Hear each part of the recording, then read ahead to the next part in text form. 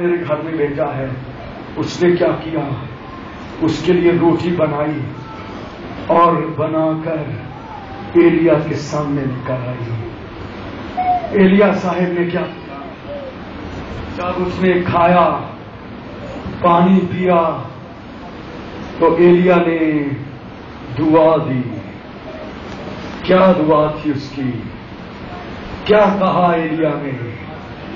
جب تک اس ملک میں کال رہے گا، تیرے گھر سے آٹا کبھی ختم نہ ہوگا اور تیری کپی میں سے تیل کبھی ختم نہیں ہوگا. ہم تو جب ہدیے کی تھیلی ہمارے سامنے آتی ہے، کون سا نوٹ تلاش کرنے کی کوشش کرتے ہیں؟ جیب کو ہم اتنا شاید دباتے ہیں، شاید وہ 2 اتواروں میں جیب پھٹ جاتی ہے. ہماری کوشش کیا ہوتی ہے؟ سب سے چھوٹا والا ہی نکلے، کہیں بڑا نہ نوٹ چلے جائے ہدیے میں. اتنی بڑی کلیسیا ہے، ان کو کون سا فرق پڑ سکتا ہے؟ اگر ہم نہ بھی دیں گے تو کوئی فرق کی بات نہیں ہے. اور ہم خدا کو کیا چیز پیش کرتے ہیں جو سب سے محدود اور بالکل چھوٹی سی ہے. اور کچھ نوٹ تو تھیلی میں سعود صاحب کے پاس ایسے جاتے ہیں جن کو بعد میں استعمال بھی نہیں کیا جا سکتا.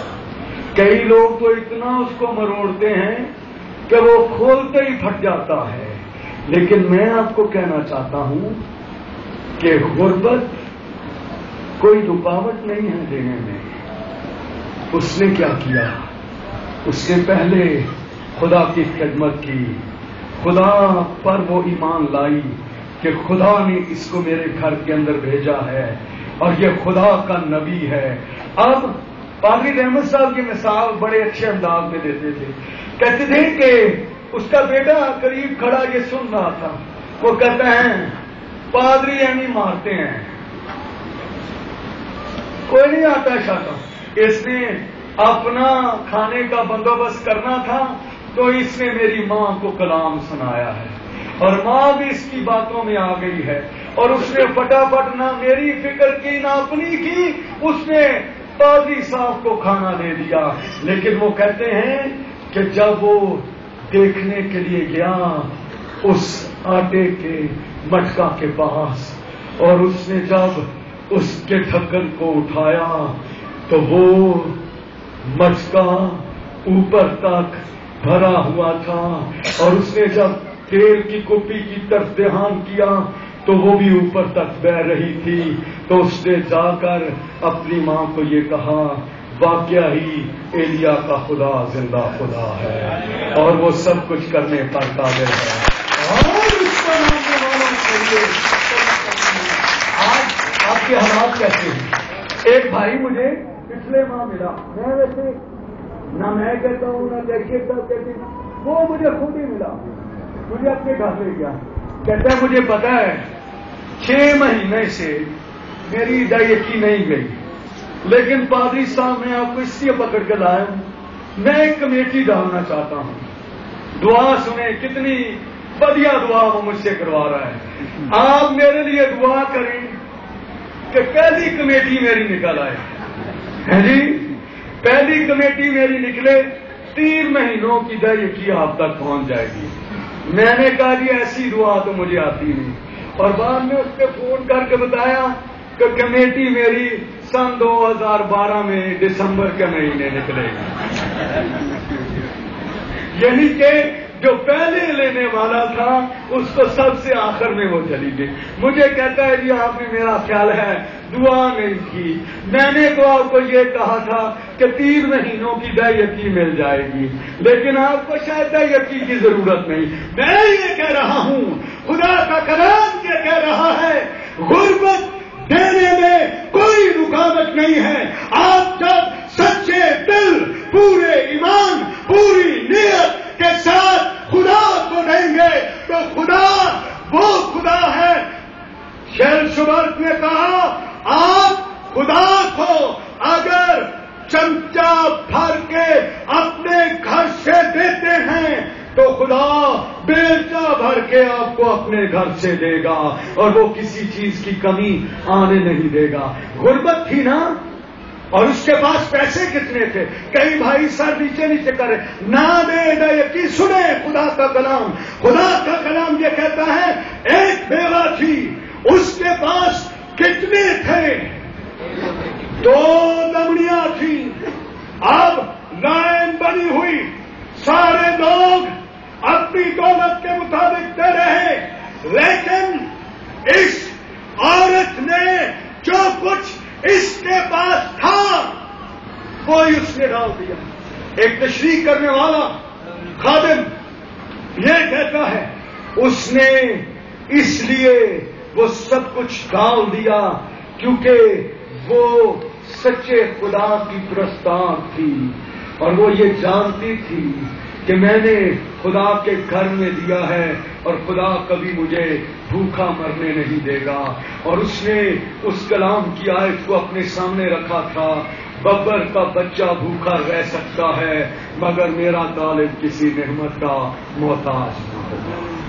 آخری نقطہ رہ گیا ہے، اور وہ کیا ہے نقطہ جو بھائی وارث پڑھ کے گئے، اسی کو میں پڑھنا چاہتا ہوں.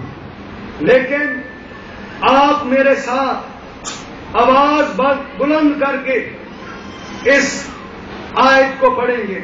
اگر آپ نہیں بھی دے رہے پھر بھی پڑھیں گے، اگر آپ یقین دے رہے ہیں پھر بھی بلند آواز کے ساتھ پڑھیں گے.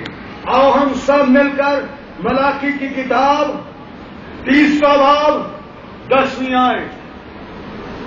سب نے نکال لیا؟ سب نے نکال لیا؟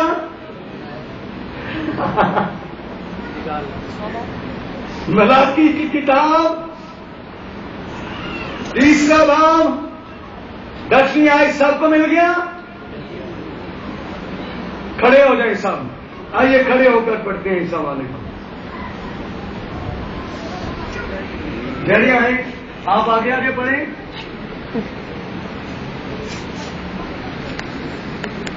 جیری آپ آگے بڑھیں اور باقی سارے آپ کے پیچھے پڑھیں گے.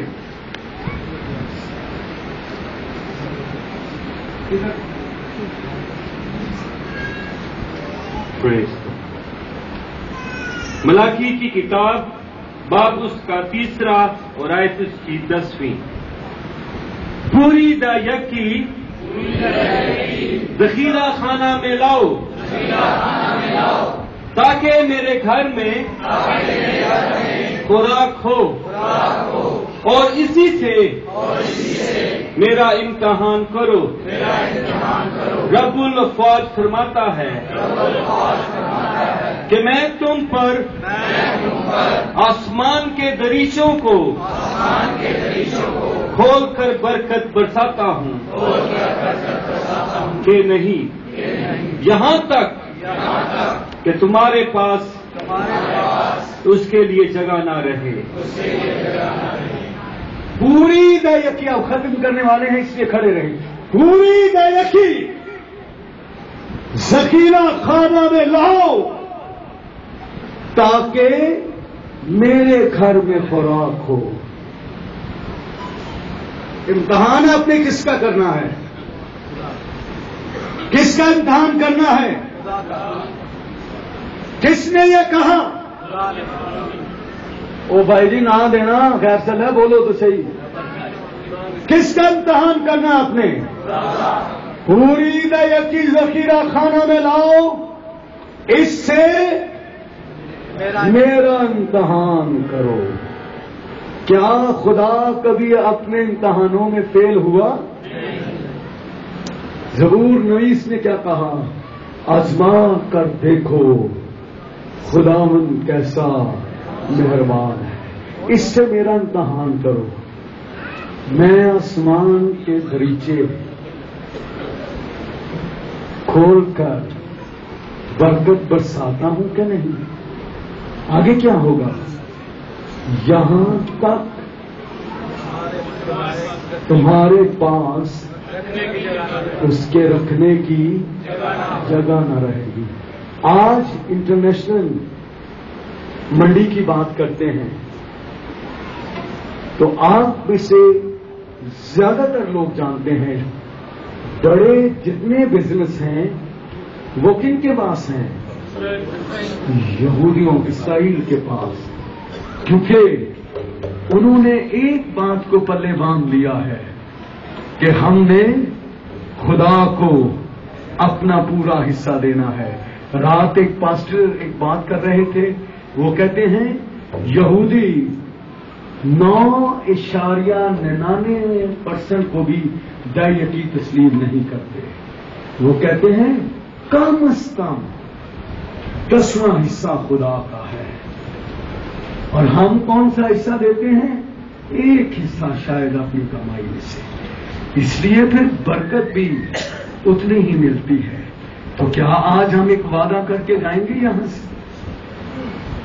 तो ये आपने खुदा का इम्तिहान, किसी पादरी का इम्तिहान नहीं है, किसी चर्च का इम्तिहान नहीं है, ये खुदा ने। और आपने एक गवाही भी वैसी ही सुन ली कि खुदा ने अपने बंदा को जब इस घर की बिल्डिंग के लिए इस्तेमाल किया, तो जब उसने दिया तो खुदा ने उसको कितनी बरकत दी। मैं आज आपको कहना चाहता हूं, गुर्बत से अगर निकलना चाहते हैं तो देना किस तरह है? लाचारी से, आवाजारी से, किससे ना देना है? बाइबल कहती है खुदा खुशी से देने वालों को अजीज रखता है।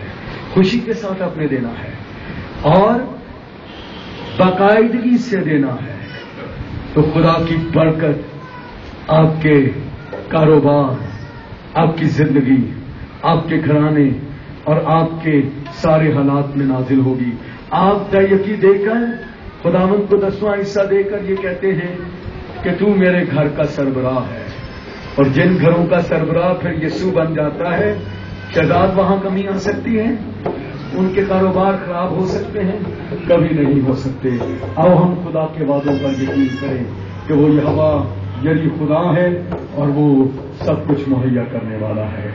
आओ हम सब खड़े हो जाएं, और आज अगर आपका कारोबार खराब है, सब खड़े हो जाएं जो नीचे बैठे भी हैं, और आओ हम अपने हाथों को बुलंद कर लें।